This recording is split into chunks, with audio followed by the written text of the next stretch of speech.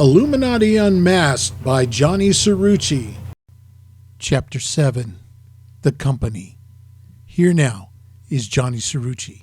With their first pope, Jesuits are making a comeback, says Newsweek.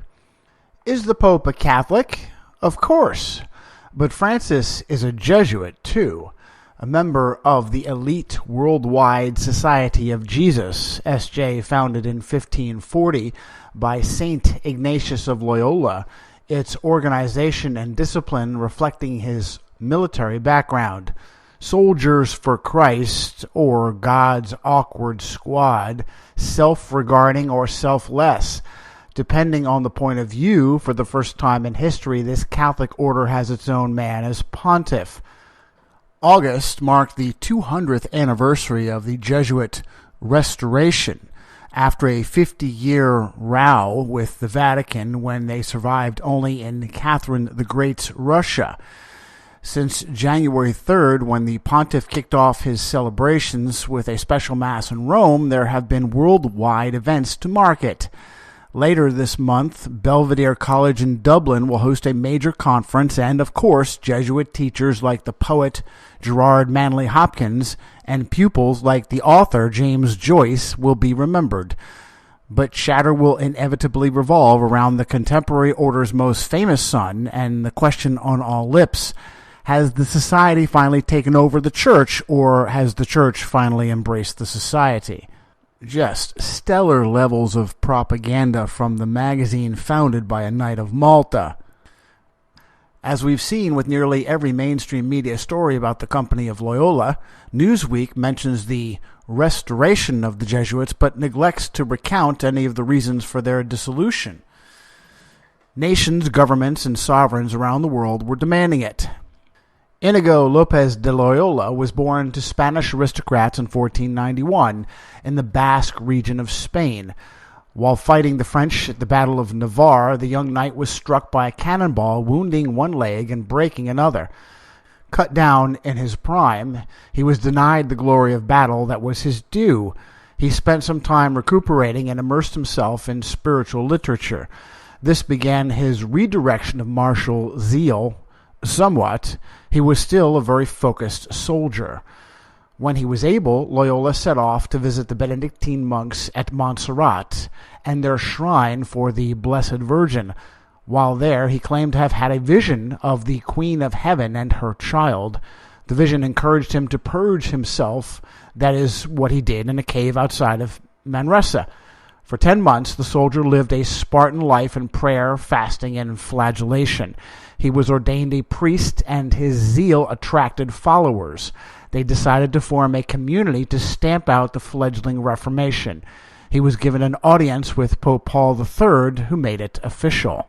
The year was 1540 A.D., just 23 years after Luther made his protest.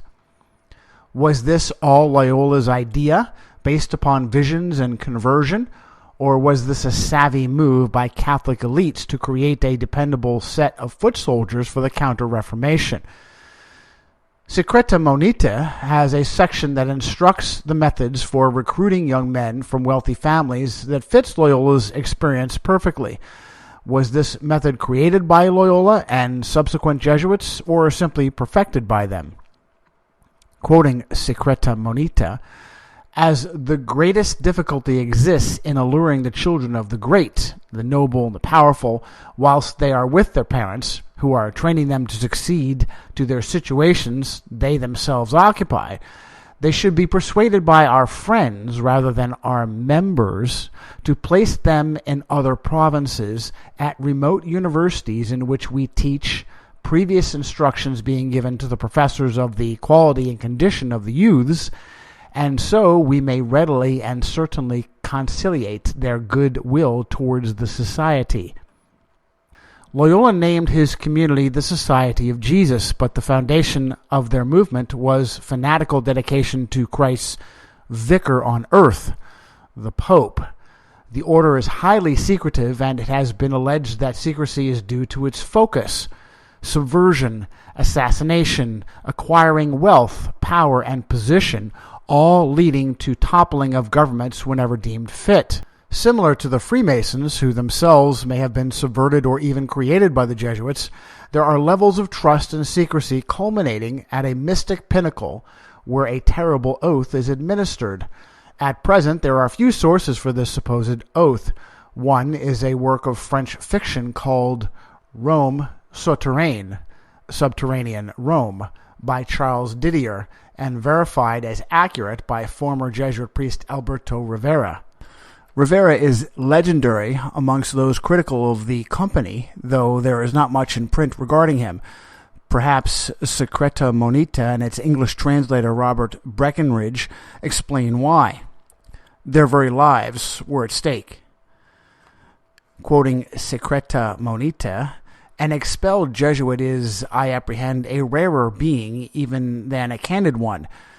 They know little of priests, little of Rome, nothing of the spirit of the Society of Jesus, as they profanely call themselves, who can for one moment suppose that the high and trusty dignitaries of the order, and none else, knew their secrets, would escape with expulsion and the power to reveal them.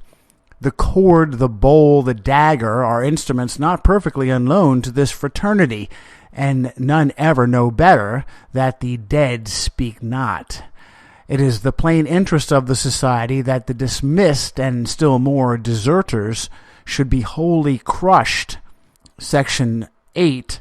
The misfortunes and disastrous events which befall them ought to be immediately published, but at the same time solicit for them the prayers of the religious, lest we should be suspected of malevolence, but amongst ourselves in every way exaggerate them, thus to retain others. Any ex-Jesuits who survived were to be discredited. Anyone of import that was swayed by what they said were to be unswayed. And back to Secreta Monita, such noblemen or prelates as the dismissed may have begun to obtain any influence or credit with should be drawn and bound to the society by every kind of benefit.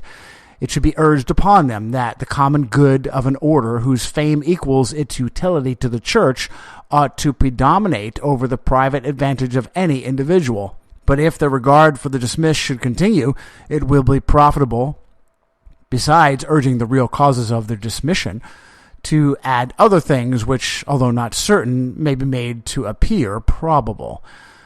It was a publisher of evangelical tracts, Jack Chick, who immortalized Rivera in a series of comic books titled after its first issue, Alberto. And pause as a quick aside. I have my doubts about Jack Chick publishing.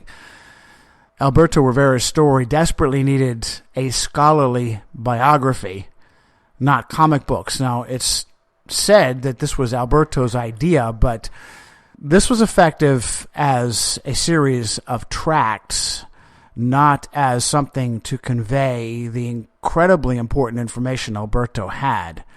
And I have to tell you that when I asked Chick Publications if they wanted to publish this book, they turned me down.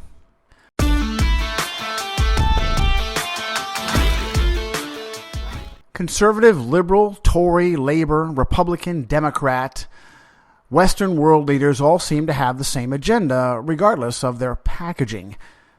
How did Labor leftist Tony Blair walk in such harmony with conservative Republican George Bush on war in Iraq and Afghanistan, even in light of false intelligence about so-called weapons of mass destruction?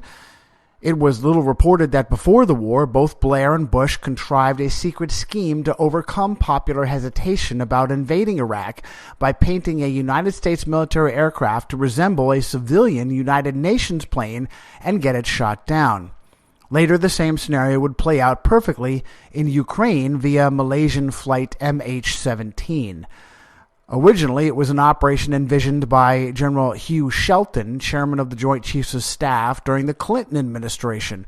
Shelton was kept at his post when Republican George Bush took over from Democrat Bill Clinton. False flags are the ultimate crime of a nation's leaders upon their own citizens. Instead of honoring the sacred trust to protect the lives and rights of the governed, they betray and murder them for advances in enslavement policies and war profiteering on the backs of their children. Not only is this agenda real in the West, It's common. Today, false flags are occurring in the United States and the West, Ottawa, Sydney, Paris, nearly one a week. How can such high treason occur again and again without any resistance from other leaders or institutions? Back to Tony Blair for a clue. After he had left office, Blair channeled King Charles II and converted to Roman Catholicism. Critics suspected that Blair had always been an agent of Rome, and he waited until it was politically expedient to make the association public. The great Irish Protestant orator Reverend Ian Paisley called him a fool. Since his conversion, Blair has gone on to chair a foundation dedicated to streamlining the way for a globalization of faith. He has even taught a course to future leaders at Yale on the subject. Blair's foundation was partially bankrolled by Jewish Ukrainian steel magnate Viktor Pinchuk, a good friend of Jesuit-educated Bill Clinton. Clinton was on hand to help launch Blair's foundation. While Blair has risen, Paisley has fallen. Even as I write, I have been alerted to the sad news that the Reverend Ian Paisley has gone on to be with the Lord. Pause and quick aside. I now question whether or not Ian Paisley was a sincere Protestant and perhaps even a sincere Christian, as there have been accusations that he helped cover up pedophilia around him.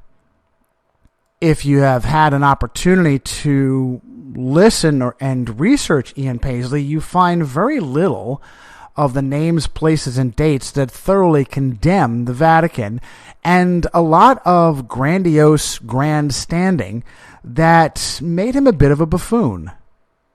Perhaps by design, you be the judge.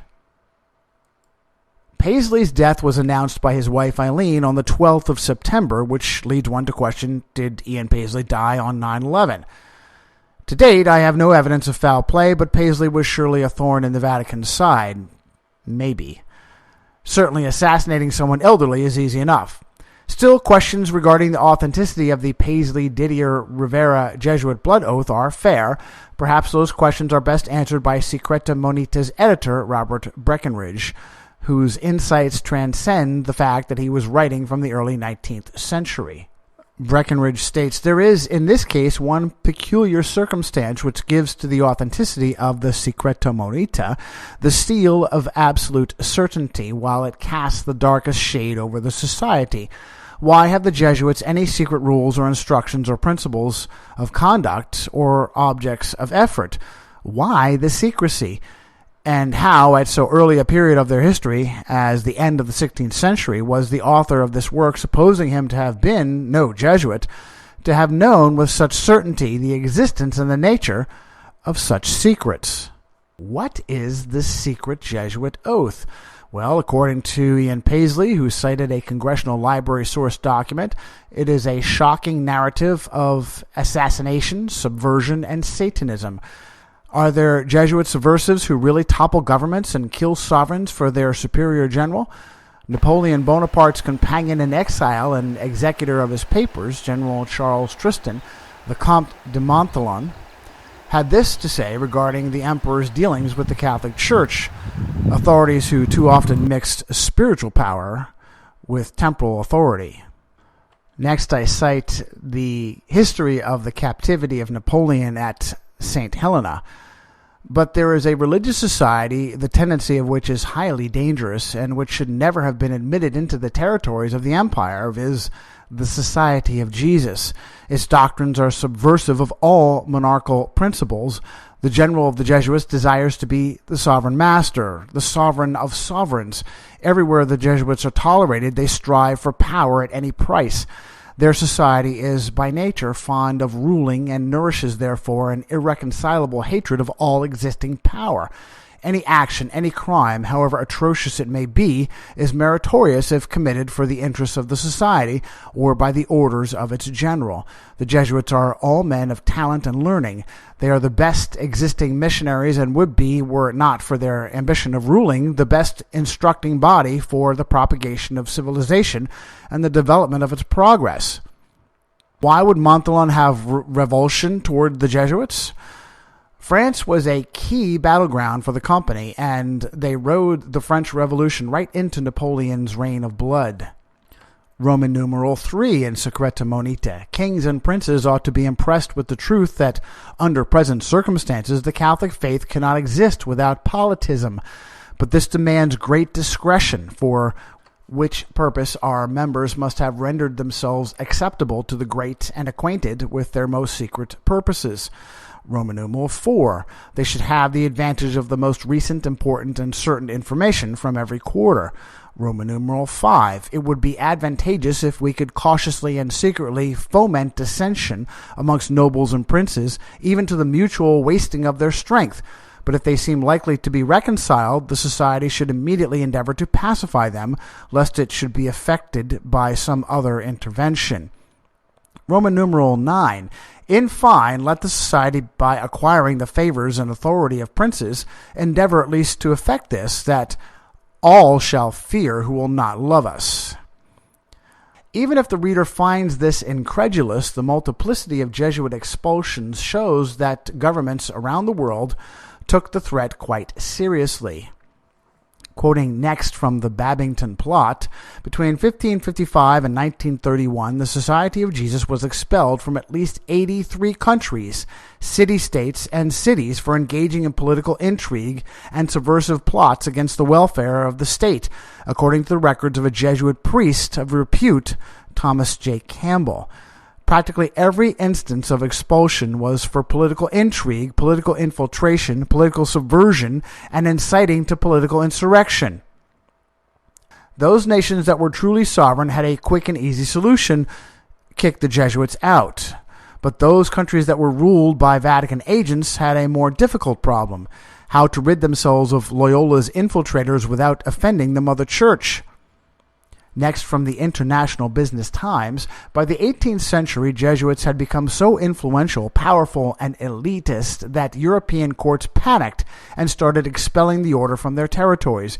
They were accused of fomenting social revolts, being agents of the Pope, and molding impressionable young minds. In 1767, Clement XIV signed an act ordering the suppression of the Society of Jesus, which was enforced in Catholic countries such as France, Spain, and Portugal. Clement XIV's predecessor was going to dissolve the Jesuits, but the very night before he signed the order, he died. Citing the text Solving the Mystery of Babylon the Great by Edward Hendry, who himself is an agent of the Vatican. In fact, the Jesuits, the great defenders of the Catholic faith, have actually exercised their power to undermine the authority of the Church and bring it to its knees. The reason the Jesuits retaliated against the Church was that the Jesuits were at one time dissolved as a Catholic order because of their subversive conduct. The subversion of the European nations by the Jesuits became so great that an immense amount of military and political pressure was brought against the Pope by the European nations. Finally, Clement XIII decided on the 3rd of February 1769 to dissolve the Jesuits. While the Jesuits are under an oath of allegiance to the Pope, that oath is secondary to their extreme oath of allegiance to the Jesuit general. And he cites this: I do further promise and declare that I will have no opinion or will of my own, or any mental reservation whatever, even as a corpse or a cadaver, parende ac cadaver, but unhesitatingly obey each and every command that I may receive from my superiors in the militia of the Pope and Jesus Christ. Back to Hendry. The night before Clement XIII was to execute the dissolution, however, he suddenly fell ill and died. Prior to his death, he cried out, I am dying. It is a very dangerous thing to attack the Jesuits. After Carlo della Torre di Rezzonico, Clement XIII died, his successor Giovanni Vincenzo Antonio Ganginelli chose the name Clement XIV. He showed that he had the will to follow up on Di Rezzonico's design to dissolve the company, and did so, though reluctantly, with his bull Dominus ac Redemptor. Not only did the Jesuits poison Clement, they did it in such a way that actually caused his body to start decomposing before he died in a long, agonizing manner. To this day, what they murdered Clement XIV with is unknown. Next, I have a citation from the Triple Crown, an account of the papal conclaves. The pontiff gradually lost his voice, while his tongue and throat became so inflamed that he was driven to keep his mouth perpetually agape in an attempt to obtain, through the freshness of the air, some relief from his sufferings. He, who had been so strong and untiring, became as weak as an infant. His limbs betrayed him, and he would scarcely drag himself from chair to couch. Alternatively, he would be a prey to insomnia or fall into a stupor from which he could not be roused. His martyrdom was indescribable. He made heroic efforts to conceal his condition, fighting the complaint inch by inch with all the energy he could muster in his debilitated state. His gaiety flickered out. He became morose, irascible, and suspicious. The virus, after devastating his body, attacked his mind. For hours, this pontiff, so wise and so diligent, would sit at his window pathetically intent on dazzling the passers-by with the reverberation of the sun's rays on a hand mirror. In his moments of lucidity, he would express feelings of the most admirable fortitude and resignation. The physical and mental tortures he endured drew tears of compassion from those who served him. "I knew," he is reported to have said, "that I would pay with my life for what I did, but I never anticipated such a long, drawn-out agony and such refinement of cruelty." There has been much controversy over the mysterious cause of Clement's death, which occurred on September 28, 1774, but nothing has been definitely proved to its nature. The autopsy would have been a difficult one at any period, as the decomposition had actually preceded death, and in those days it was well nigh impossible to cope with such conditions. The pontiff himself was obviously obsessed with the conviction that he had been poisoned, and it was the popular belief amongst his contemporaries. The details of his laying out are horrifying.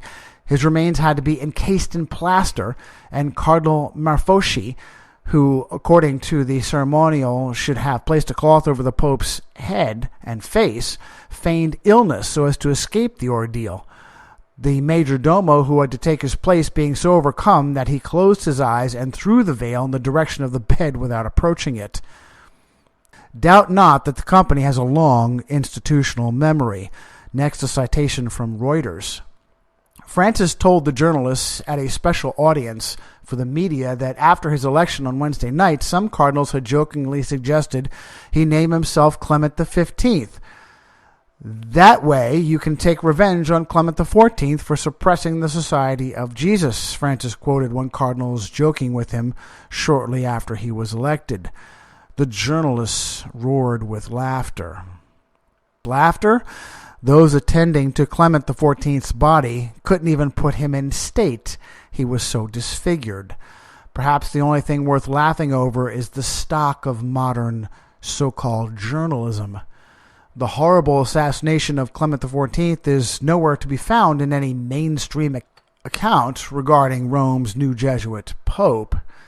It is no coincidence that the name Clement had not been taken since 1774.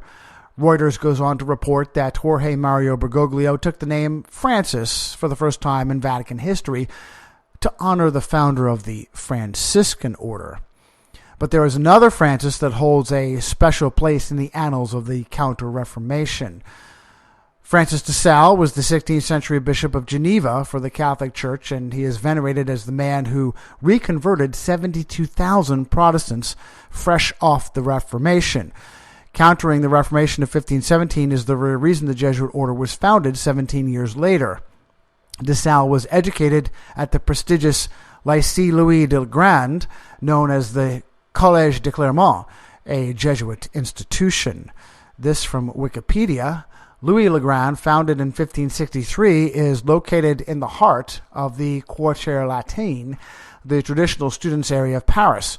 Rich in history, architecture, culture, this area is home to some of the oldest and most prestigious educational establishments in France, including the Sorbonne and the Collège de France. Louis le Grand plays an important role in the education of French elites. Many of its former pupils have become statesmen, diplomats, prelates, marshals of France, members of the Académie Française, and men and women of letters. The Jesuit College of Paris, wrote Elie de Beaumont in 1862, has for a long time been a state of nursery, the most fertile in great men.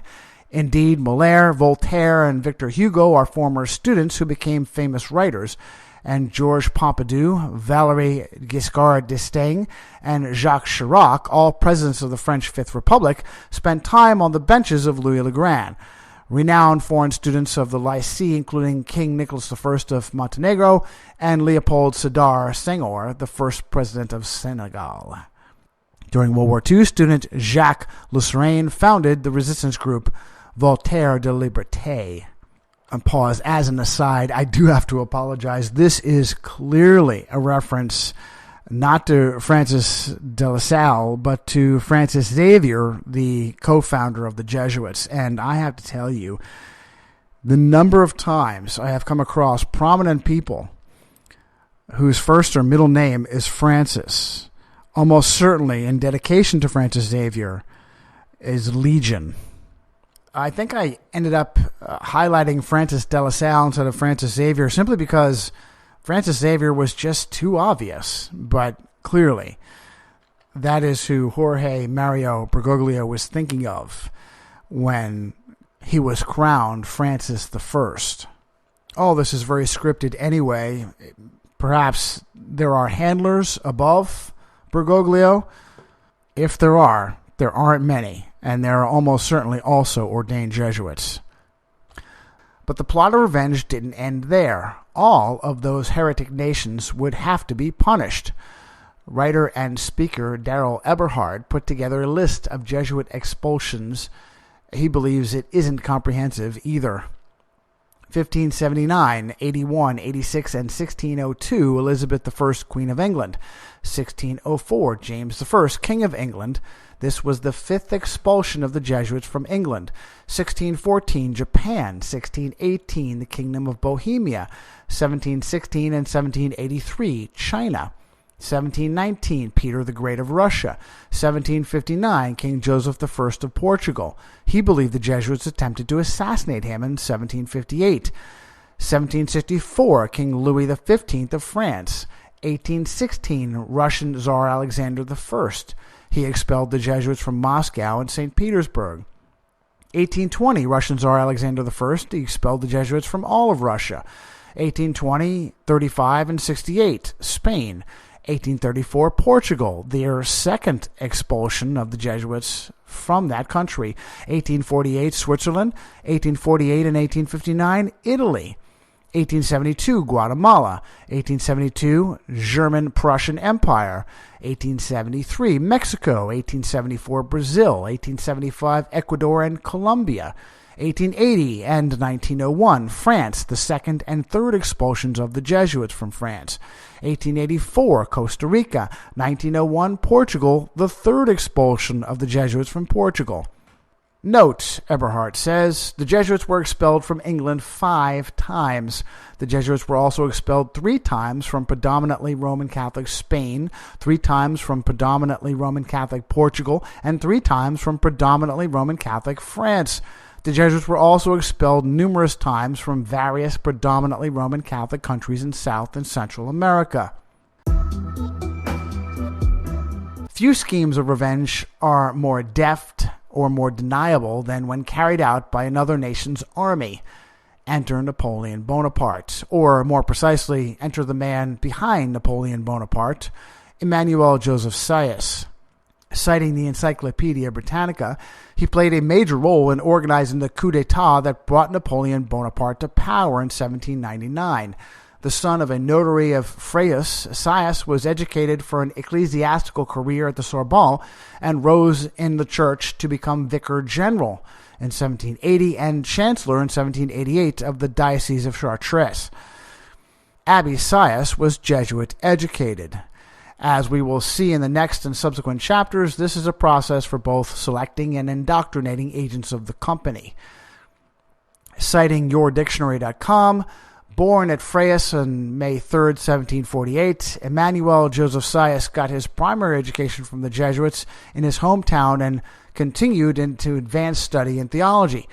Appointment as a canon in the cathedral chapter of Tréguier in 1775 brought him the appellation of abbé, used in France not only for abbots but also for churchmen without a parish. and by the eve of the French Revolution, he had been promoted to Vicar General of the Bishop of Chartres. In 1804, Pius VI was invited by Bonaparte to crown him emperor, which the Pope did on November 2nd of that same year. Many believe that Bonaparte was acting on behalf of the company, and this appears to be borne out by how Pius VI, Count Giovanni Angelo Braschi, was imprisoned shortly thereafter. He died 6 weeks later. Because Napoleon Bonaparte had invaded Italy and scattered the cardinals from Rome, they gathered in Vienna to elect Barnaba Niccolo Maria Luigi Chiaramonti as Pope. He took the name Pius VII and was immediately imprisoned by Bonaparte as his predecessor was. Only one act would stop Emperor Bonaparte from imprisoning each vicar of Christ. Citing the Catholic Encyclopedia, Pius VII had resolved to restore the society during his captivity in France, and after his return to Rome he did so with little delay. 7 August 1814, by the bull Sollicitudo Hominum Ecclesiarum, and therewith the general in Russia, Thaddeus Brzozowski, acquired universal jurisdiction. Once the Jesuits were restored, their wrath was aimed at France's burgeoning Protestant population, represented mainly by John Calvin's Huguenots. The Huguenots had suffered for 250 years under Catholic persecution. This was continued under repeat Catholic French royals. The next citation from Reformation SA.org. By law, the regency should have passed to Antoine de Bourbon, the leader of the Huguenots, but the mother of boy king Francis II, Charles IX, and Henry III, Catherine de' Medici, called in the Catholic Guises and assumed the regency herself. She was an ardent Catholic at the time of the Counter-Reformation, and though she wanted peace, she also, with the help of the Pope and the King of Spain, wanted to rid France of the contagious disease of Protestantism. De' Medici's reign of Catholic terror ushered in the French Wars of Religion, which culminated in the St. Bartholomew's Day massacre. Next, I cite from Wikipedia. The St. Bartholomew's Day massacre in 1572 was a targeted group of assassinations followed by a wave of Catholic mob violence, both directed against the Huguenots, French Calvinist Protestants, during the French Wars of Religion.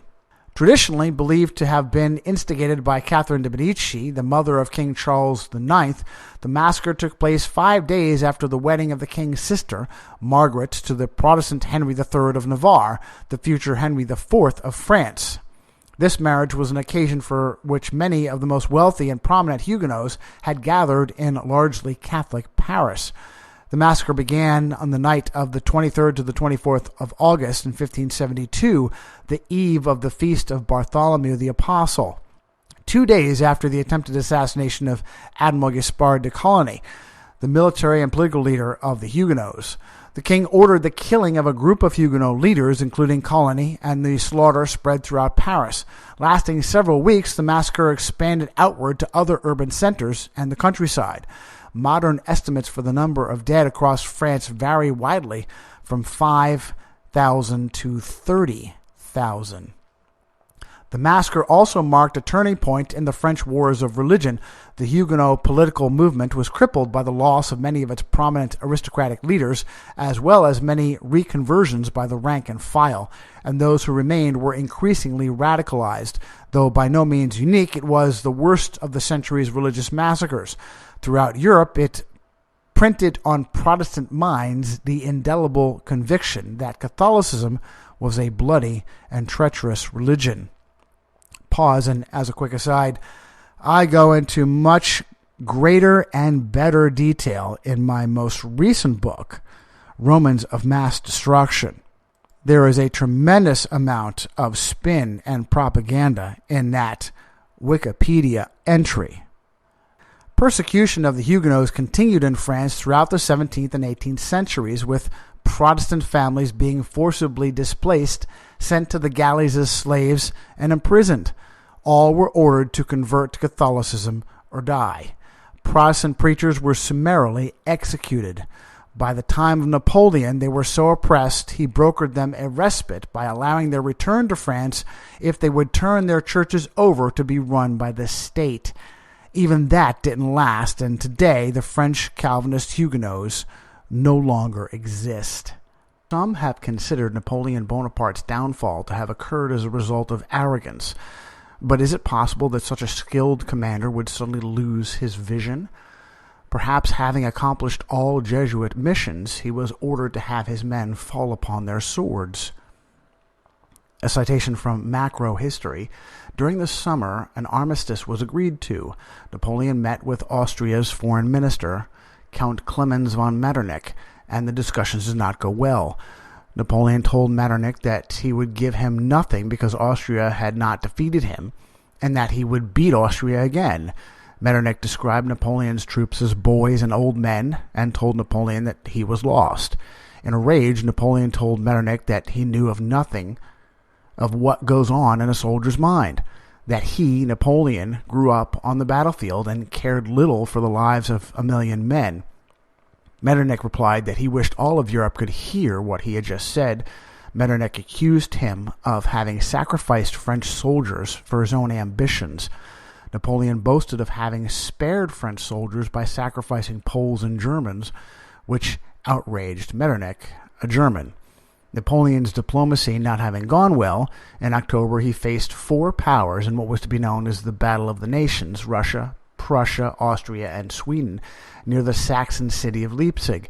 It was a 3-day war in which Napoleon was outnumbered and suffered heavily from his enemies, 1,400 artillery pieces. Napoleon's army had 38,000 casualties and lost 30,000 as prisoners. Napoleon's total losses for the year were around 400,000. It sent Napoleon retreating back toward France, and Napoleon crossing westward over the Rhine on November 2nd, 1813. But the real immolation came when Bonaparte extended his army into Russia for what he called the Second Polish War, to help shore up Catholic Poland and punish Tsar Alexander I. By 1820, the Tsar would have his fill of Jesuits. And next I'm going to cite to you from the Literary Gazette of 1827.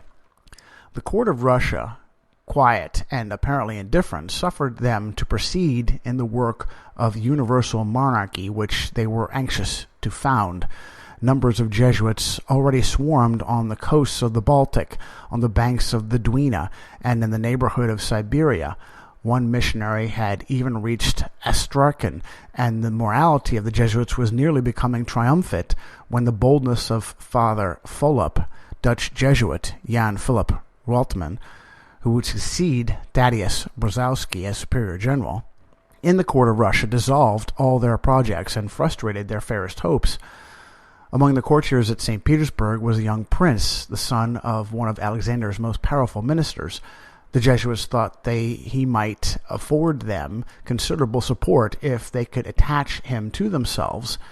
They laid their snares, flattered his ambition, promised him high honors and unlimited power, gave him to understand that even the crown of Russia was a trifle in comparison with which they had proposed to bestow upon him. In short, by alluring and urging the young prince, they caused him to abjure his religion and secured his fidelity to the new faith by the most solemn oaths.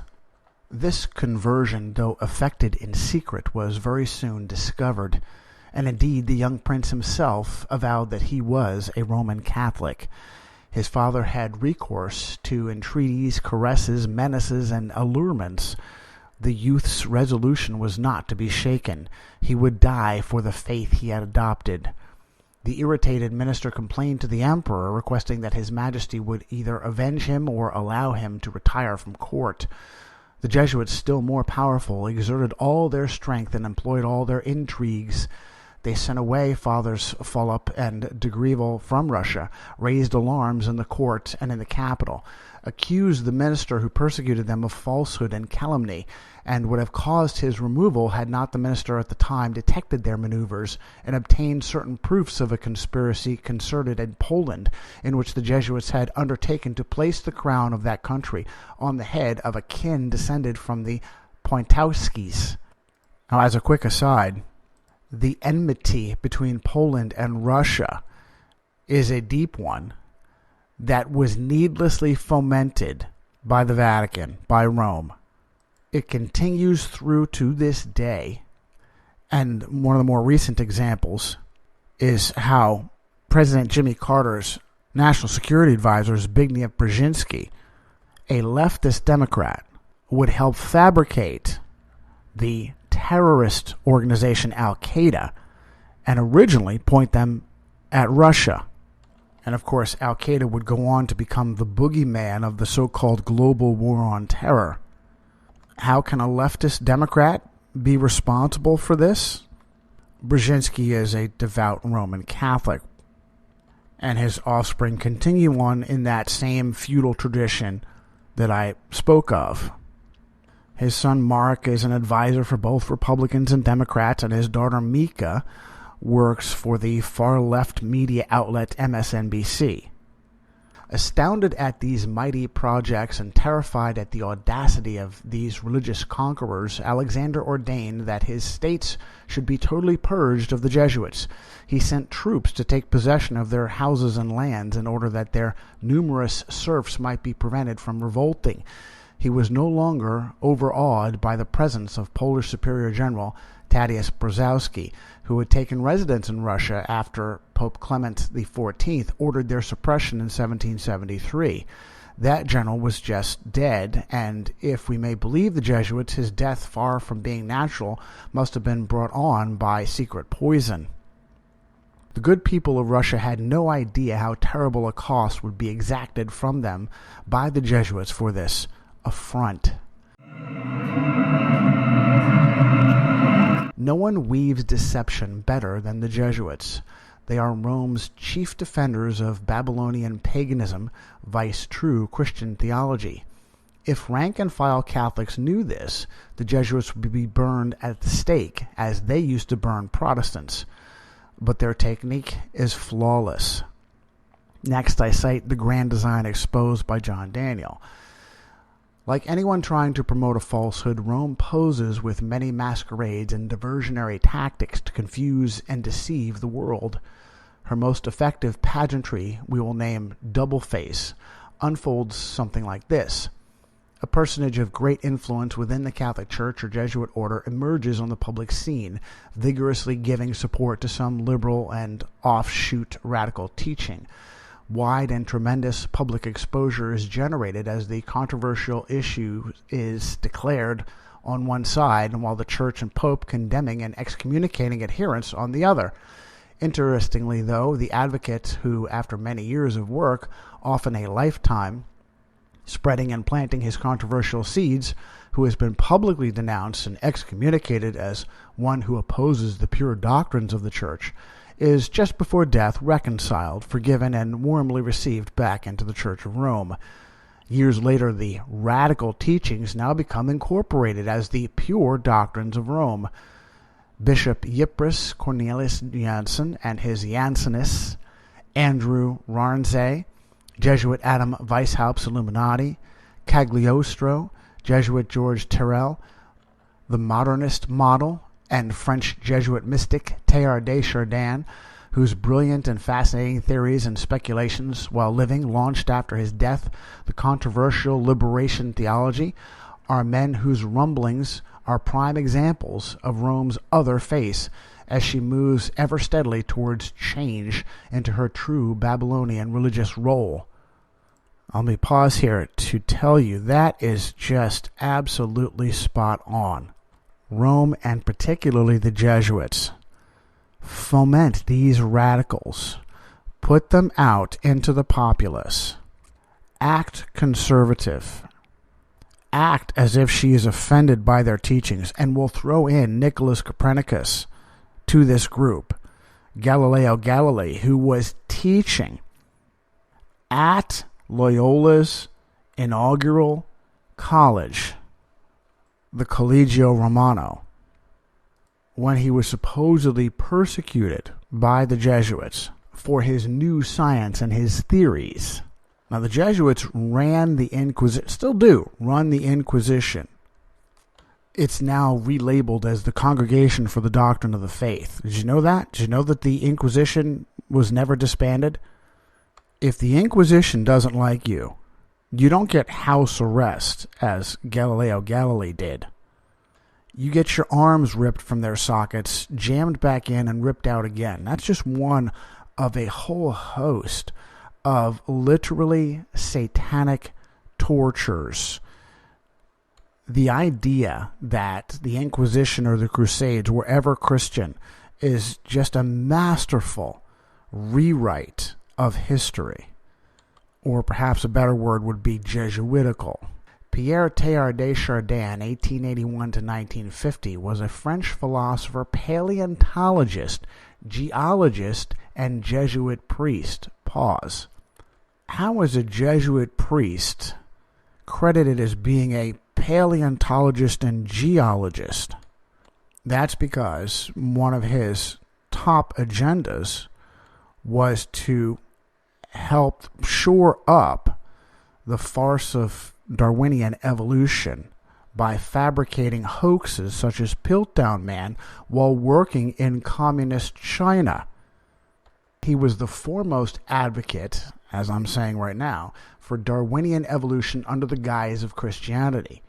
He further espoused a very Eastern vision of all sentient beings forming a final collective in who he claimed was Jesus Christ. Next, I cite to you from David Gibson, Religion News Service, Pope Emeritus Benedict XVI, for example, who, as a young theologian named Joseph Ratzinger, criticized Teilhard's views a few years ago, praised Teilhard's great vision of the cosmos as a living host. Benedict's successor, Pope Francis, has also invoked Teilhard-sounding concepts about the ongoing development of human consciousness. And Vatican observers say it would not be surprising if Teilhard made an appearance in an encyclical on the environment that Francis is currently writing.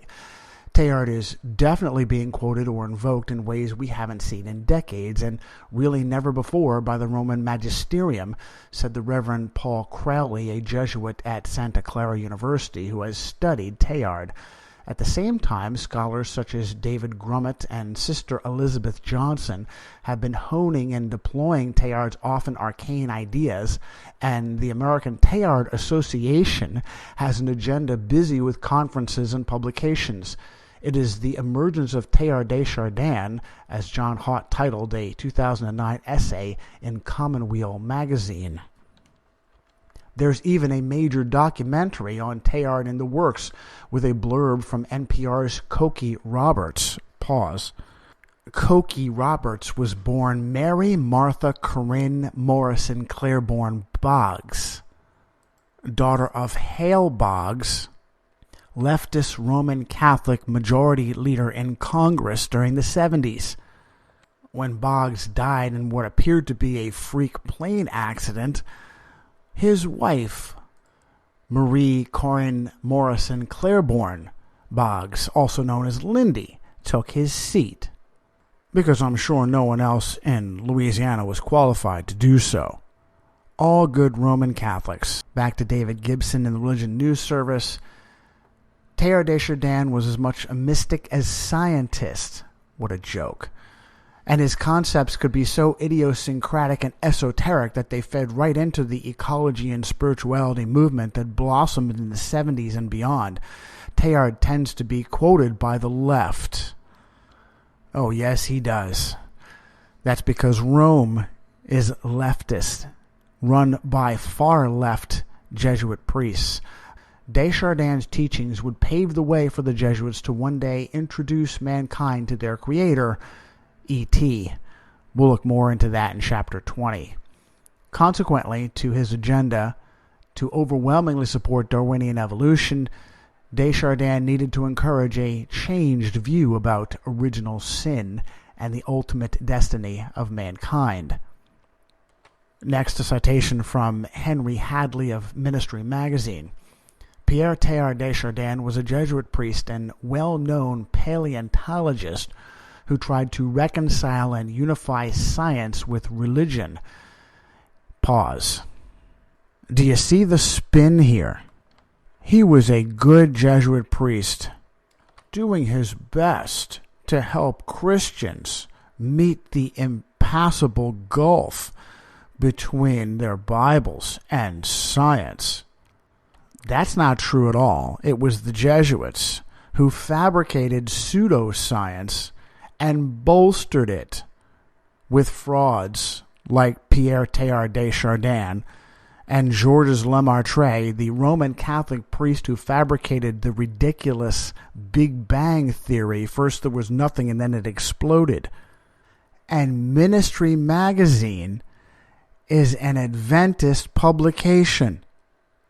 If there is a sect of Christianity that comes close to the truth of Rome as the fourth and final beast, the great harlot drunk on the blood of the saints, it's Adventism. But like every other sect of Christianity, it is thoroughly controlled. Certainly by today it has been. Let's start from the top of this citation. Pierre Teilhard de Chardin was a Jesuit priest and well-known paleontologist who tried to reconcile and unify science with religion. His philosophy has kindled unusual provocation in the literary world, although he desired that his book, The Phenomenon of Man, to be read as a metaphysical or theological essay, but as a scientific treatise. Libraries generally classify it under philosophy and religion. Deschardins' beliefs are a synthesis of religion and science, resulting in a theory somewhat resembling Christian Science. The ideas of Teilhard de Chardin are in harmony with the Jesuit conception of original sin and its transmission from Adam. Individual responsibility is lost as, finally, the mind of each individual becomes assimilated into the universal mind of Christ. The Catholic doctrine of original sin through inheritance has at its corollary the universal grace of Christ, and the book presents this grace as the consciousness of evolution, which finally draws all mind and matter into the universal mind of Christ. It outlines an attempt to synthesize the evolutionary theory with Catholic doctrine and offers a probable future of such unity. Universal sin and the universal grace of Christ absorb all individuality into a pantheistic complex of mind and matter, which culminates in the omega point. Now, as an aside, if you know anything about the Jesuits, this makes sense to you.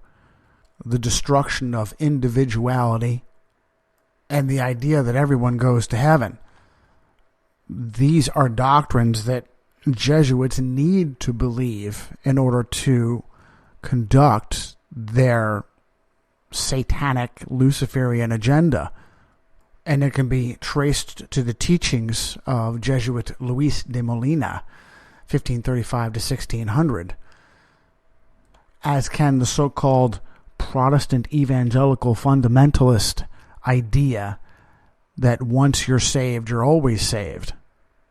We can simply term all of these heresies Molinism. And one of the top defenders of Molinism is a so-called Baptist Protestant theologian William Lane Craig. For turn-of-the-century evolutionists, the missing link between apes and humans was all that was left to prove the reliability of Darwin's theory. They soon found it, or so they thought. This citation from the Natural History of London. In 1912, Piltdown Man hit the headlines. Evidence of the evolutionary missing link between apes and humans had been found in England. For the next 40 years, this momentous discovery influenced research into human evolution. Then in 1953, Piltdown hit the headlines again, this time revealed as a hoax, a scientific fraud of shocking proportions. Pause. We are raised to believe that anyone in a white lab coat, whether a doctor or a paleontologist, is above reproach. The second that you realize doctors or scientists have been conducting hoaxes whose purpose is to harm you with disinformation, well, then you become a conspiracy theorist. How did they do it? Next, I cite from Wikipedia, bone fragments were presented as the fossilized remains of a previously unknown early human. These fragments consisted of parts of a skull and jawbone said to have been collected in 1912 from a gravel pit at Piltdown in East Sussex, England. The Latin name Eanthropus dawsoni, Dawson's Dawn Man, after the collector Charles Dawson, was given to the specimen. The significance of the specimen remained the subject of controversy until it was exposed in 1953 as a forgery, consisting of the lower jawbone of an orangutan deliberately combined with the cranium of a fully developed modern human. Later, it was discovered that Charles Dawson had someone standing behind him, orchestrating the hoax, Pierre Teilhard de Chardin. Pause.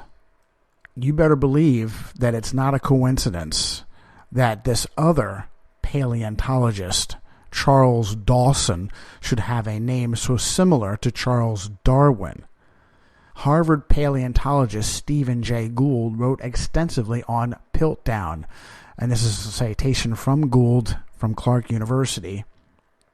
Of the original trio of possible conspirators, Dawson, Teilhard, and keeper of paleontology at the British Museum, Arthur Smith Woodward, only Teilhard was still living when Kenneth Oakley, J.S. Wiener, and W.E. LaGrosse Clark proved that the Piltdown bones had been chemically stained to mimic great age, the teeth artificially filed to simulate human wear, the associated mammal remains all brought in from elsewhere, and the flint implements recently carved. Pause. The Jesuits are expert in false aging and the fabrication of relics. This has been a money-making scam to the Catholic Church for centuries. Critics had been right all along, more right than they had dared to imagine. The skull bones did belong to a modern human, the jaw to an orangutan. As the shock of revelation gave way to the fascination of whodunit, suspicion quickly passed from two members of the trio. Smith Woodward had been too dedicated and too gullible. Moreover, he knew nothing of the site before Dawson brought him the original bones in 1912. I have no doubt whatsoever of Smith Woodward's total innocence. Teilhard was too famous and too present for any but the most discreet probing. He was dismissed as a naive young student who 40 years before had been duped and used by the crafty Dawson. Dawson, acting alone, became the official theory. Professional science was embarrassed but absolved. Although both science and news media worked to keep Deschardins out of the spotlight, Gould uncovered the smoking gun of his guilt. In a letter to Kenneth Oakley, Teilhard then goes on to discuss Piltdown Site 2, and in trying to exonerate Dawson, makes his fatal error. He writes, "He, Dawson, just brought me to the site of locality 2 and explained me that he had found the isolated molar and the small pieces of skull in the heaps of rubble and pebbles raked at the surface of the field." Back to Gould, but this cannot be. Teilhard did visit the second site with Dawson in 1913, but they did not find anything. Dawson discovered the skull bones at Piltdown 2 in January of 1915, and the tooth not until July of 1915. And now the key point. Teilhard was mustered into the French army in December of 1914 and was shipped immediately to the front, where he remained until the end of the war. He could not have seen the remains of Piltdown 2 with Dawson unless they had manufactured them together before he left. Dawson died in 1916. Perhaps there is something to the accusation that the Jesuits pull the world and the church where they want to go by steps, taking 2 steps forward and only 1 step back. Although Deschardins was mildly disciplined for his doctrines, by the time of Benedict XVI he was heralded as a man of great vision. Next, a citation from Benedict, a Mass homily. Our address to God becomes an address to ourselves. God invites us to join with him, to leave behind the ocean of evil, of hatred, of violence, and selfishness, to make ourselves known, to enter into the river of his love. This is precisely the content of the first part of the prayer that follows. Let your church offer herself to you as a living and holy sacrifice. Pause. The church would much rather sacrifice Protestants than be a sacrifice herself. But back to Benedict's homily. This request addressed to God is made also to ourselves. It is a reference to two passages from the letter to the Romans. We ourselves with our whole being must be adoration and sacrifice, and by transforming our world, give it back to God. The role of the priesthood is to consecrate the world so that it may become a living host, a liturgy, so that the liturgy may not be something alongside the reality of the world, but that the world itself should become a living host, a liturgy. This is also the great vision of Teilhard de Chardin. In the end, we shall achieve a true cosmic liturgy, where the cosmos becomes a living host. And let us pray the Lord to help us become priests in this sense, to aid in the transformation of the world in adoration of God, beginning with ourselves, that our lives may speak of God, that our lives may be a true liturgy, an announcement of God, a door through which the distant God may become the present God, and the true giving of ourselves to God. Pause. If you followed that, good for you. I sure didn't, and I read it. The one overwhelming thing that arises from that is the word liturgy, which is simply a screenplay of memorization of religious ritual that takes the place of the living relationship that saves. The biggest hole in Darwinian evolution has been explaining the origination of all matter. Here, too, the Jesuits would come to the rescue of secular science. Quotes, unquotes, and quotes. Next, I cite the American Museum of Natural History. According to the Big Bang Theory, the expansion of the observable universe began with the explosion of a single particle at a definite point in time. This startling idea first appeared in scientific form in 1931 in a paper by Georges Lemaitre, a Belgian cosmologist and Catholic priest. Lemaitre was educated by Jesuits, then trained to be a Jesuit priest, but, like Adam Weishaupt, is only rarely listed as one. We certainly are grateful to the Company of Loyola for the brilliance that can be summarized. First there was nothing, then it exploded. But secular science ate it up as if it were the validation that needed to keep God out of the picture. Once again, in picking sides between the all-seeing eye of Lucifer the Watcher and the almighty creator of the universe, the Jesuits chose the adversary. Next, a citation from Wayne Jackson, the Christian Courier. Are the Bible and the Big Bang Theory in agreement? No, and informed persons on both sides of the issue are aware of this fact.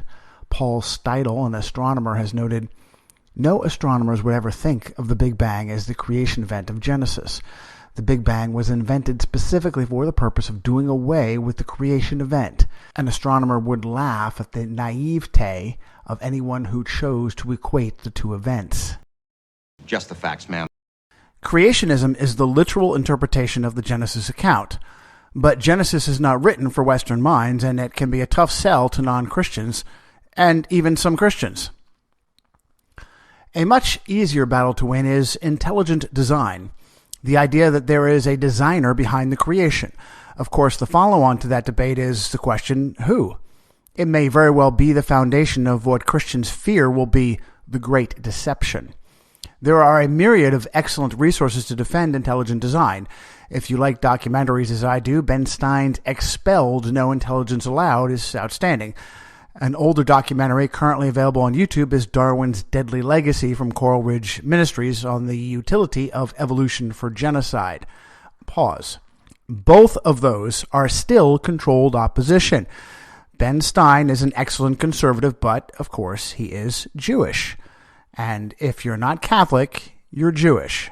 Dr. D. James Kennedy did an excellent job with Darwin's Deadly Legacy, but at no point in that documentary or in anything Dr. Kennedy did, he's passed away, has he ever mentioned the words Jesuit, Vatican, or Rome, which was his key to prominence.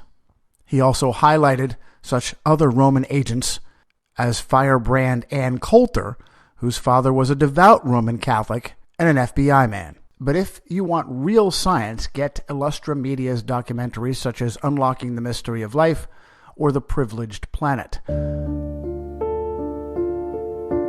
Catholics may be surprised to know that a future pope and a Jesuit were behind Vatican II. Both of them were leftist Germans. Joseph Cardinal Ratzinger and his mentor, progressive Jesuit, for that read communist, theologian Karl Rahner, were two of the chief theologians who steered Vatican II. One important pronouncement to come from that synod was extra ecclesiam nulla salus. Outside the Church, there is no salvation. This idea strikes at the heart of the Protestant Reformation. Christians who derive their theology from the Bible are clear. The gospel message is completely intolerant. Salvation of the soul can only come through the Son of God, Jesus Christ, alone. No institution may insinuate themselves between the sinner and the Savior for their aggrandizement. See Acts 4, verses 7 through 12. Catholic clergy may attempt to assuage concerns by claiming that extra ecclesiam nulla salus means the Catholic Church represents Christ. But the word is ecclesiam, not Christians. Benedict would later soften this agenda for a more important one that also came from Vatican II, ecumenism, the gathering of all religious under Roman authority. This would be done in the guise of being, quote, more inclusive, end quote.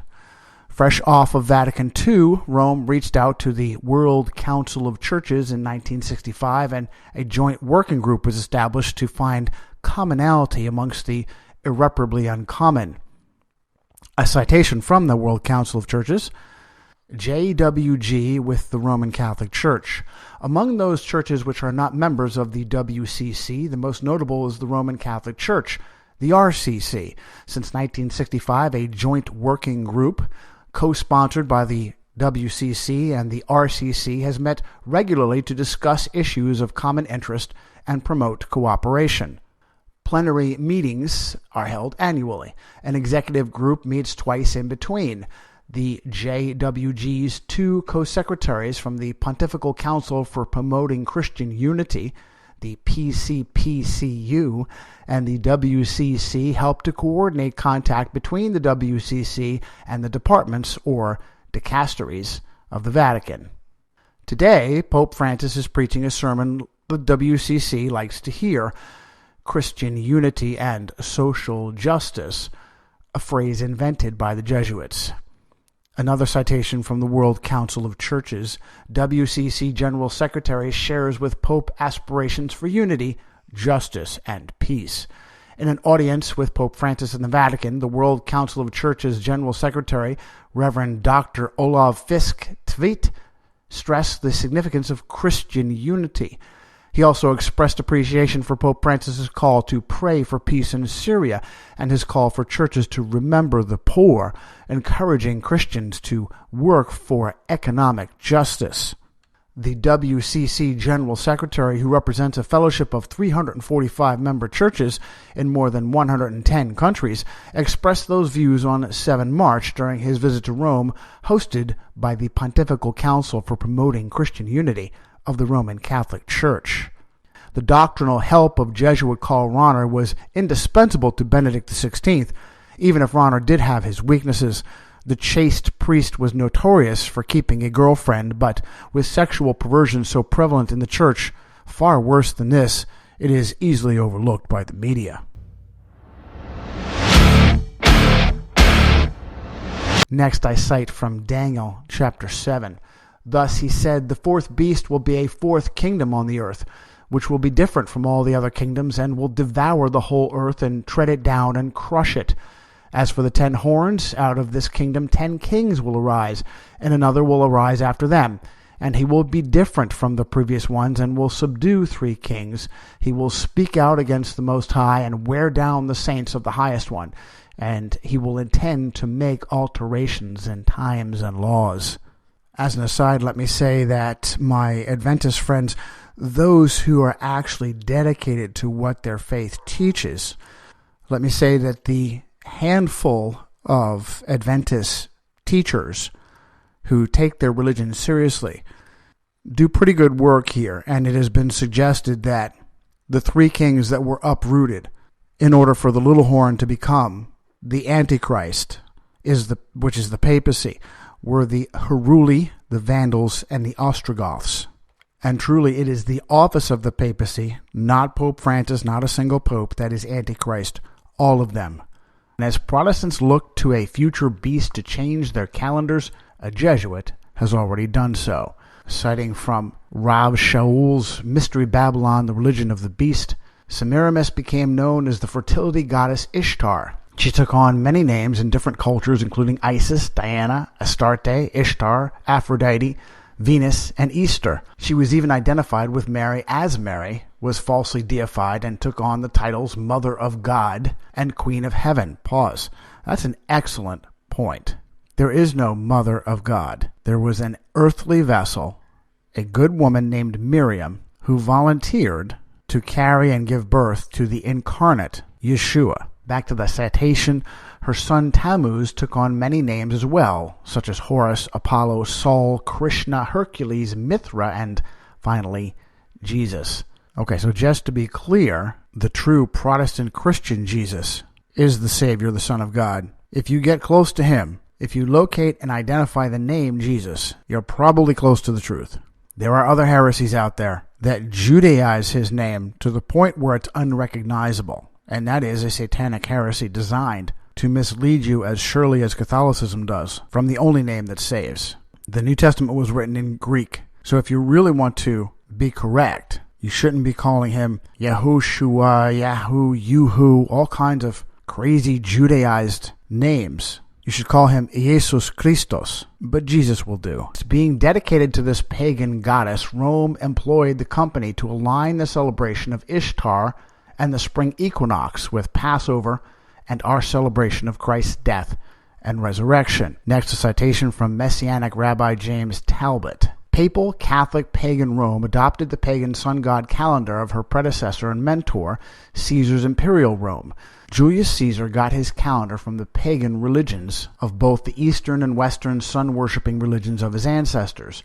Roman Catholicism viciously attacked all who kept the scriptural calendar and slaughtered millions of Jews and true Christians who followed Yahweh's ancient ways. She insisted on controlling the calendar and ordered all to adopt her corrupt computations. The results were predictable. By the year 1582, the Julian calendar was off by 11 days and began to be embarrassing to the fishermen, Lord God, the Pope. Pope Gregory XIII then called on his own church version of the Gestapo, the Jesuits, for a fix. They then provided a Jesuit, Christopher Clavius, S.J., who became the architect of the Gregorian calendar. This heathen was a German Jesuit mathematician and pseudo-astronomer and became the main engine of the modern Gregorian calendar used by Christianity today. With this Jesuit calendar came also the Jesuit astronomy, or as is known today, the heliocentric universe. With his introduction of the new Catholic calendar, Gregory XIII demonstrated to the world that the changing of times and seasons is centered in Rome and not on Scripture, and certainly not centered on the Holy One of Israel. This was an interesting trick and was probably related to countering the Protestant Reformation, which was going on in Europe at the time. The protesters failed to protest or counter this change, and the Christian Church remains ignorant of it to this day. The Gregorian calendar was accepted in England and her colonies by an act of Parliament in 1752. Russia would not accept this Roman calendar until the Communist Revolution in the early 20th century. Pause. That is absolutely important to note because of the Jesuit rewrite of history. Communism is a Roman, Vatican, Jesuit creation, and there's a little bit of proof to that. More on that shortly. Some of the most pernicious teachings in Protestant Christianity have Jesuits at the root of them. Communism and socialism were Jesuit heresies that succeeded because they found a niche in human laziness. Proponents are invited to ignore the divine requirement to eat bread by the sweat of your brow, because a governmental authority will take from the rich and provide for you. The same is true of dispensationalism and the pre-tribulation rapture, which teaches Christians that they don't need to prepare for hard times, nor fight injustice, because they will be whisked away at any moment. The two men most responsible for dispensationalism, the pre-tribulation rapture, and Christian Zionism are John Nelson Darby and Cyrus Ingerson Schofield. The political prosperity of the nation of Israel is not in the same class as dispensationalism and the pre-tribulation rapture, and can be simply considered misguided in Christian doctrine. If the prodigal son prospered in his raucous living, he would have no need to return to his father. We will discuss how Jacob's children are played by the elite in chapter 17. Anne Chamberlain of the Idaho Observer wrote a phenomenal column showing the twisted history of dispensationalism and the pre-tribulation rapture, Scofield's involvement in questionable financial transactions, jail time, and abandonment of his Catholic wife and children have been corroborated by the author. I next cite in depth from Wilder. In 1767, a Chilean-born Catholic priest, Manuel de Lacunza y Diaz, came to Imola, Italy, when the Jesuits were expelled from Spain because of their brutality. There he claimed to be a converted Jew named Rabbi Juan Yehoshaphat ben Ezra. Under that alias, he wrote a 900-page book titled The Coming of Messiah in Glory and Majesty.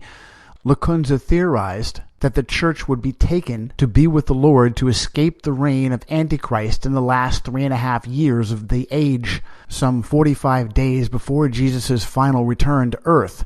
During that 45 days, while the church was in heaven, God would pour out his wrath upon the wicked remaining on the earth. In 1828, Glory and Majesty was translated into English by a radical cultist London preacher named Edward Irving. Lacunza's views could have died there, for most in England saw Irving as a heretic. At the same time, Margaret MacDonald from Port Glasgow, Scotland, claimed she received divine revelations from God about a rapture. According to Macpherson, Miss Margaret had occultic ties, including a friendship with a girl who was into psychic powers and automatic writing. She sent her vision in a letter to Irving, and shortly thereafter, her revelation showed up in print. In September of 1830, the Morning Watch, a periodical put out by Irving's church, published commentary on the epistles to the 7 churches in the Apocalypse. About the same time as Margaret MacDonald's vision, John Nelson Darby was playing with the dispensationalist idea of dividing history into ages or dispensations. Many prophecy teachers of today credit John Darby with the origin of these teachings because he was a well-educated man who authored many books.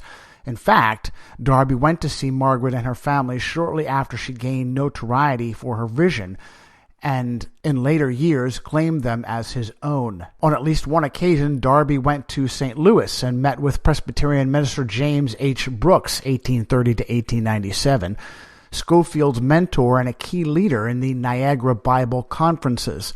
The conferences were held annually from 1876 to 1897. Initially, in different resort locations around the U.S., and as of 1883, at Niagara-on-the-Lake, Ontario, the Queen's Royal Hotel. It was there that the fundamentalist movement was born and solidified.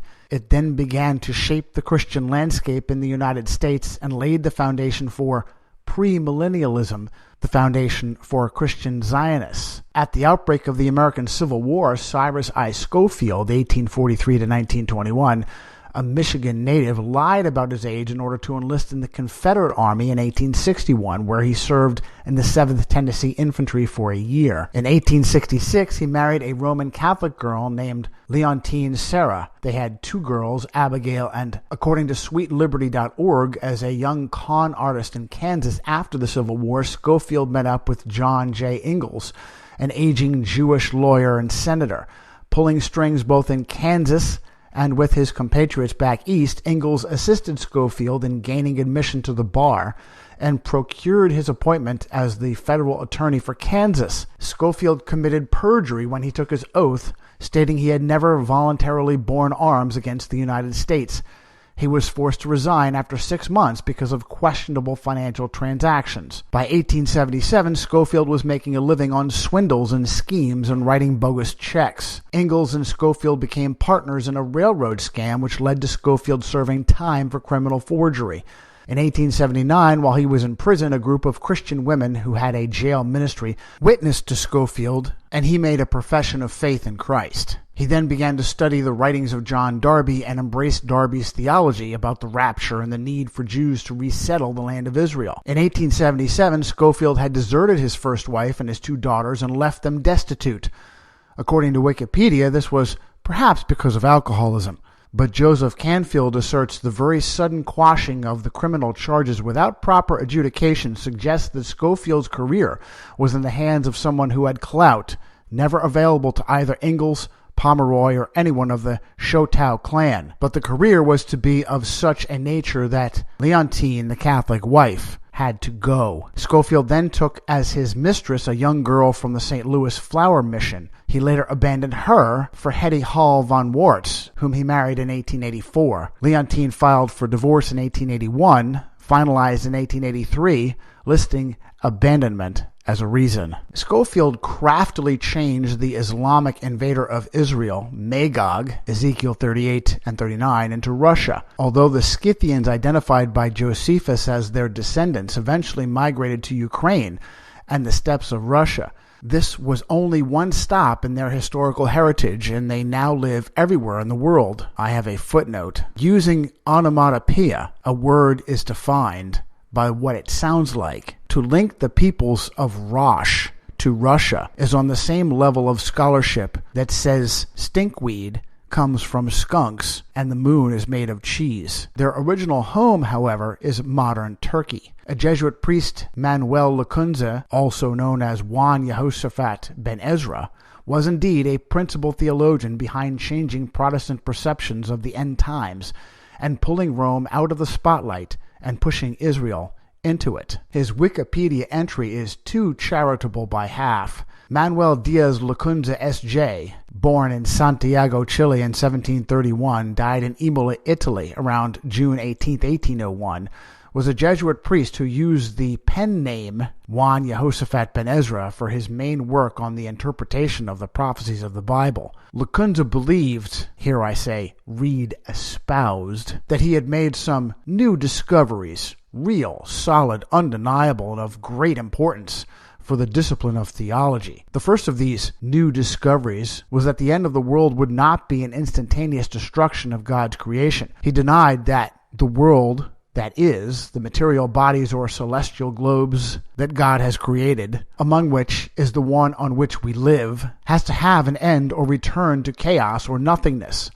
This idea is not found often in Scripture before the opposite idea is stated, and I agree with the best interpreters. Secondly, Lacunza concluded that the biblical expressions end of the age and end of the world refer to two different times. He understood the end of the age or the day of the Lord as merely the end of a phase of human history that would be closed by the coming of Christ and the beginning of his kingdom on earth. At this time, the living would be judged and the Jews converted, after which a new society would be established for a 1,000-year reign of justice and peace. With Rome so clearly depicted as the fourth and final beast of both Daniel and Revelation, Jesuits needed to disconnect Christians from that interpretation, and they used preterism and futurism to do it. Preterism is the idea that most of prophecy has already taken place. It was concocted by a Jesuit. Next, I cite Dr. Ronald Cook. Preterism was first advanced in 1604 by Jesuit Luis de Alcazar to destroy the Reformed Protestant teaching that the papacy was Mystery Babylon, the great whore, and the historical Antichrist. Henry Alford, an Anglican Greek scholar, stated, "The preterist view found no favor and was hardly so much as thought of in the time of primitive Christianity. Those who lived near the date of the book of Revelation itself had no idea that its groups of imagery were intended merely to describe things then passing and to be in a few years completed. This view is said to have been first promulgated in anything like completeness by the Jesuit Alcazar in his Vestigatio Arcani Census in Apocalypse, 1604. Very nearly the same plan was adopted by Grotius. The next great name among this school of interpreters is that of Bossuet, the great antagonist of Protestantism. Charles Hodge also dismissed the Jesuit Romanist preterist approach. Hodge noted that preterists of his time, for the most part, were German rationalists, and he states they were German interpreters who, denying any real prediction of the future, confined the views of Daniel and John to their contemporary history. Cook continues, he lists some of the liberal scholars such as Ewald, de Wet, and Luck, who not only denied the predictive element in Scripture, but also denied the inspiration and authority of the Word of God. Praterism wasn't accepted by large groups of Protestants, and an alternative interpretation of end times was put forth. Futurism is more appealing in that it acknowledges that much of prophecy is yet future. However, it distracts from the fourth beast and paints the Antichrist as a man who suddenly appears just before the tribulation and who stands alone, apart from any organization or system. It, too, was fabricated by a Jesuit. Next, I cite Death of the Church Victorious. Francisco Ribera, 1537 to 1591, of Salamanca, Spain, published a 500-page commentary on the grand points of Babylon and Antichrist, the object being to set aside the Protestant teaching that the papacy is the Antichrist. In his commentary, he assigned the first chapters of Revelation to the 1st century. The rest he restricted to a literal 3.5 years at the end of time. He taught that the Jewish temple would be rebuilt by a single individual Antichrist who would abolish the Christian religion, deny Christ, pretend to be God, and conquer the world. According to Schaff, the events of the apocalypse from chapter 4 to the close lie beyond the second advent of Christ. He was joined by Lacunza, another Jesuit, who wrote under the name of Ben Ezra on the coming of Messiah in glory and majesty, and taught premillennial advent. Ribera's commentary laid the foundation for the greater structure of futurism, which would be built upon and expanded by those who followed. Ribera's teaching was further popularized by Robert Bellarmine, an Italian cardinal and the most renowned of all Jesuit controversialists. After accepting the Jesuit futurist system and the Praterist system, millenarian Protestants no longer saw Rome as a present but only a distant future threat. We should also mention Irving's system saw no hope of victory over the present forces of evil except by the brightness of his coming in the second advent. With no hope, why try to conquer all things for Christ? Pause. What a brilliant point. There will be a catching up, as is stated in 1 Thessalonians 4:16 through 17, but even the word rapture is derived from the Latin Vulgate. The Latin raptura actually has a military conquest application. As Wikipedia states, etymology of rapture is derived from Middle French rapture via the medieval Latin raptura, seizure, rape, kidnapping, which derives from the Latin raptus, a carrying off. In Matthew 24, Jesus himself clearly stated, first comes the tribulation, then the gathering and rapture. But immediately after the tribulation of those days, the sun will be darkened, and the moon will not give its light, and the stars will fall from the sky, and the powers of the heavens will be shaken. Pause. As a quick aside, I want you to be open to the possibility that Jesus is talking about a complete and total rewrite of our cosmology, a false reality created by the Jesuits and the Vatican. Back to Matthew 24. And then the sign of the Son of Man will appear in the sky, and then all the tribes of the earth will mourn. And they will see the Son of Man coming upon the clouds of the sky with power and great glory. And he will send forth his angels with a great trumpet, and they will gather together his elect from the four winds, and from one end of the sky to the other. This same clear timeline is paralleled in the Gospel of Mark. And this is chapter 13, verses 24 through 27. But in those days after that tribulation, the sun will be darkened, and the moon will not give its light, and the stars will be falling from heaven, and the powers that are in the heavens will be shaken. Then they will see the Son of Man returning in the clouds with great power and glory. And then he will send forth the angels, and will gather together his elect from the four winds, from the farthest end of the earth to the farthest end of heaven.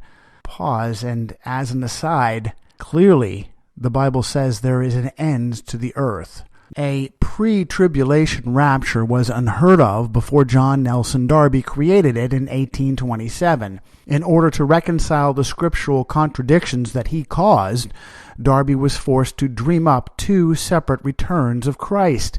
Next, I cite Ernest Sandine. If one accepted Darby's view of the secret rapture, Benjamin Wills Newton pointed out that many gospel passages must be renounced as not properly ours. This is precisely what Darby was prepared to do.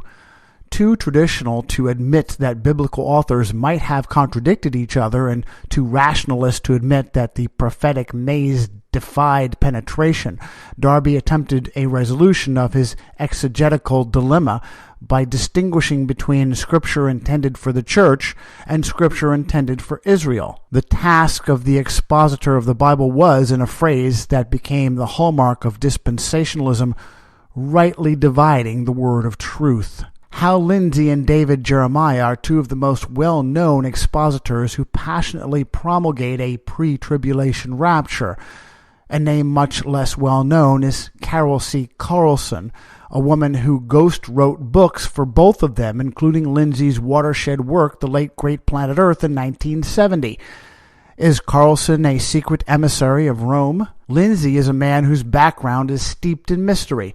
In 1977, People magazine reported that his conversion to evangelical Christianity broke up his first marriage. More recent sources claim he has been divorced twice more and on his fourth wife. It has been reputed that Lindsey's two daughters, Robin and Jenny, have attended Jesuit Gonzaga University. LinkedIn lists a Jenny Lindsey Patrick having attended Gonzaga from 1982 to 1985. While Christians all over the world receive tribulation persecution, pampered Westerners emotionally hunker down and put their hope in Jesuit falsehoods claiming that 1 Thessalonians 5:9-11 protects them from wrath. The Antichrist war, famine, death, persecution, Christians will endure the first 5 seals of the scroll of Revelation, as the 5th seal is a revealing of Christians beheaded by the beast. The wrath of God is not kindled until the breaking of the 6th seal and the return of Jesus Christ. As is stated in Revelation 6, turmoil and tribulation are not wrath. They are the guaranteed result of a good Christian witness. Only those who endure tribulation and overcome it will be saved, as it states in Matthew chapter 10, verses 16 through 22. Behold, I send you out as sheep in the midst of wolves, so be shrewd as serpents and innocent as doves. But beware of men, for they will hand you over to the courts and scourge you in their synagogues, and you will even be brought before governors and kings for my sake as a testimony to them and to the Gentiles.